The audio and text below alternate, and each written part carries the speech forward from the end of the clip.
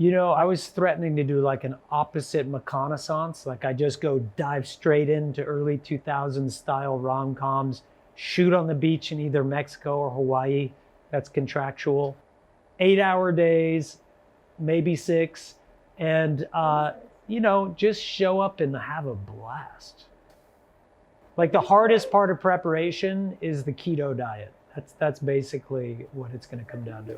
Avoiding those carbs that can be tough work. And you could have like a lot of different, like complicated love interests. Absolutely. Absolutely.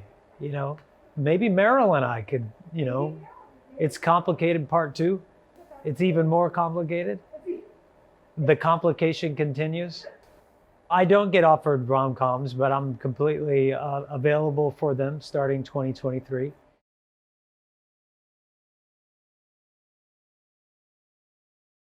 I do have a passion, a skill that's a passion, and that's rock climbing. It's kind of overtaken my life. It's often the thing that I want to be doing the most and the most often. But I love it, and I spend a lot of time in the mountains climbing.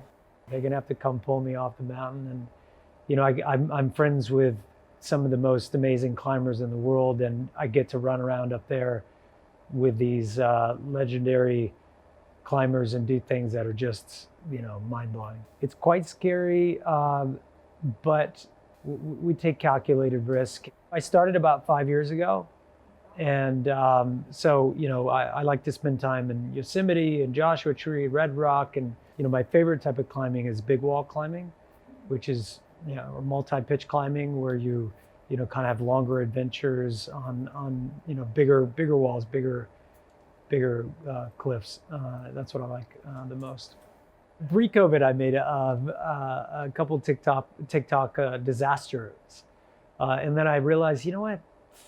I just don't know if I should be on TikTok. I just did a couple of goofy things, like, I can't even remember, like, just something ridiculous. But I'll give it another shot. The funny thing is I went away on in the very beginning of March, maybe March 2nd or something. And I went to a silent meditation for roughly 2 weeks. You don't talk, you don't have a cell phone, no news. And there were 150 cases when I went in, and I think 1 death in Seattle. And when we came out, the day we came out, there was a shutdown, national state of emergency, and the world had changed just in that 2 weeks. So it was a pretty wild way to launch into this. It's like Rip Van Winkle or something.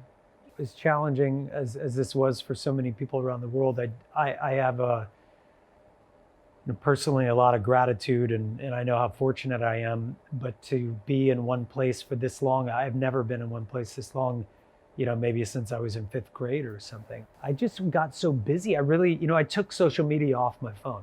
Yeah, I took everything off except for Snapchat. I kept on because I text friends on Snap.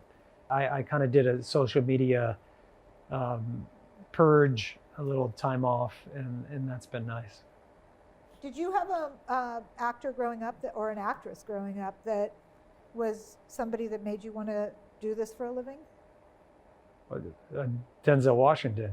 Denzel for me is Brando. He's like Beethoven, Brando wrapped him into one. I just think if you look at his career, I don't know if anyone's ever had that kind of consistency. I've never seen him not be great, ever in anything. And he just, in how much he puts into his roles, the physicality, he puts his heart and his soul and his intellect, and just the charisma is absolutely insane.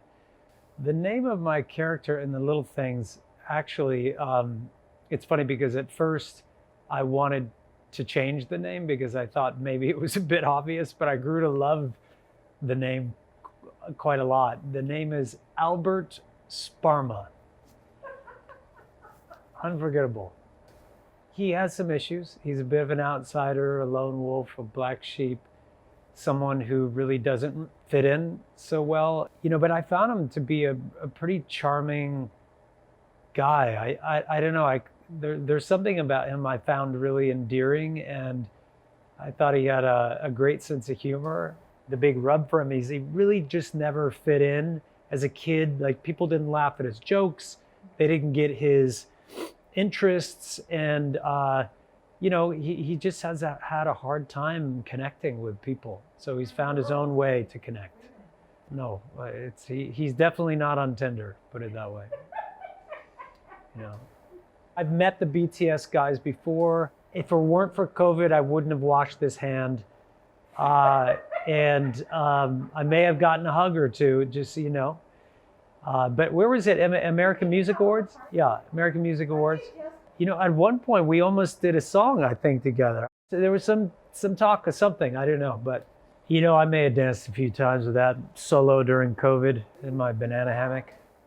The Met Ball was a blast. It was like that feeling when you go to Halloween as a kid. When you went to the Met Ball and were holding your own head, what was that like? Oh, I put my head down many times. And I passed that head around. I mean, the germs on that head by the end of the night, everybody wanted to hold that head. When I first stepped out of the hotel room and there was a crowd of people outside, I just held the head up and everyone cheered. I was like, I guess it's this. All right, we're doing this. But it was a strange phenomenon. It was, everyone wanted to get a picture with the head, and which was fun for me because I just was passing the head around all night. It was just hilarious.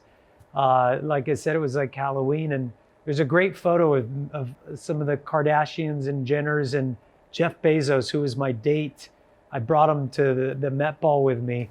We got lots of fun pictures. They're all over the place, but it was a night to remember.